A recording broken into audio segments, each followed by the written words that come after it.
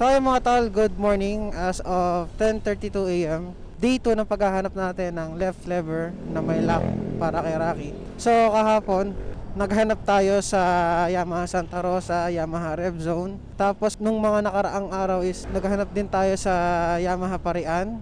Tapos sa mga motor shop dito is wala talagang available. Ngayon, ang sabi dun sa mga kasa na pagtanungan ko is meron daw sa San Pedro branch, which is pupuntahan natin ngayong araw. Hindi na ako natigil, kakabili ng piyesa, makumpleto lang talaga. Di ko na kasi alam kung saan ko na ilagay yung stock ko eh. Tagal na nun, parang 2021 pa. Imbes na magsayang ako ng oras kakahanap, pwede bilhin ko na lang, papagod pa ako. So, titignan ko muna kung magkano yung presyo ng may lock sa walang lock. Kasi, baka magkalapit lang eh, no? Left lever na isang buo na may lock. Kung hindi naman nakakalayo dun sa yung lock lang ang bibiling ko, edi yung buo na bibiling ko. At least may reserva tayo, diba? Kapag nasira, balang araw. Pag nakompleto to, tahimik muna tayo. Gusto ko lang talaga ibalik yung yung handbrake gawa ng nakakangawit na. May problema kasi yung middle finger ko, naglalak minsan. Di pa tayo nakapagpa-check up eh. Nakakangawit din pag matagal nakapreno, lalo sa mga uphill or kapag stoplight na medyo napapatras or abante yung motor mo.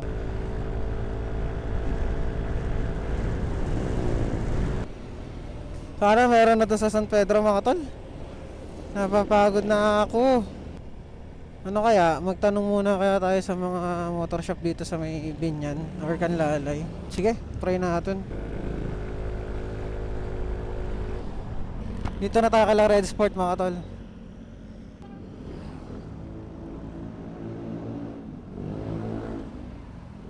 Yung mga tol, wala dito kay Red Sport nung hinahanap natin. Bali, diretso na talaga tayo San Pedro.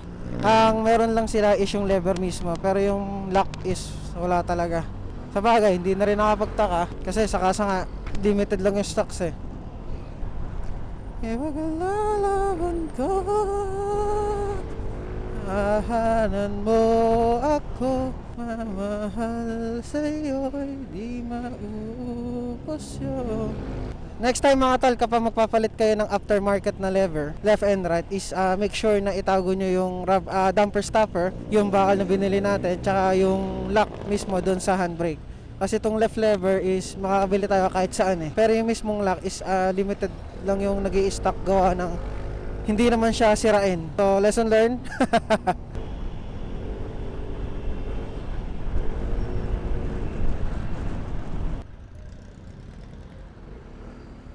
Yan mga tol, nandito na tayo sa Yamaha San Pedro.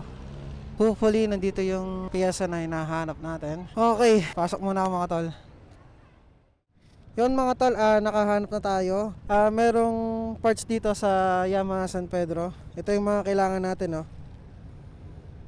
Para dun sa lock ng lever natin. Tapos ang nagastos natin mga tol is 236 lang. Bali, kapag bibili kayo nito is separate siya dun sa mismong lever, na walang nabibili na buong lever mismo na may lock. Okay? So, uwi muna tayo mga tol. Tapos buuin na natin si Rocky. Ayos. Drive muna ako mga tol. Diyan muna kayo. See you sa bahay.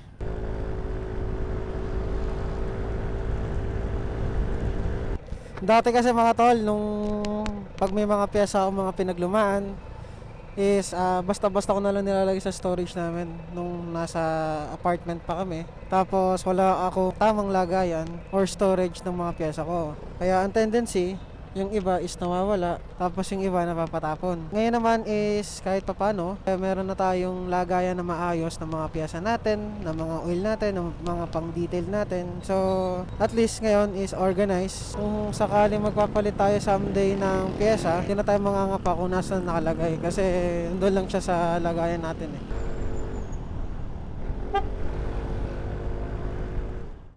Kailangan natin magpalit ng left holder lever kasi hindi natin makakabit yung handbrake natin dito kasi pang sporty ito. Hindi ko sure kung bakit naging sporty yan.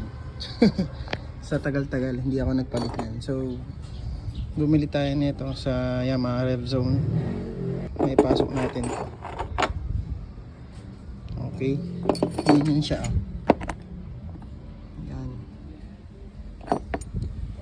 Kaya sa mga magpapalit dyan ng aftermarket na handbrake, make sure na itatago nyo to.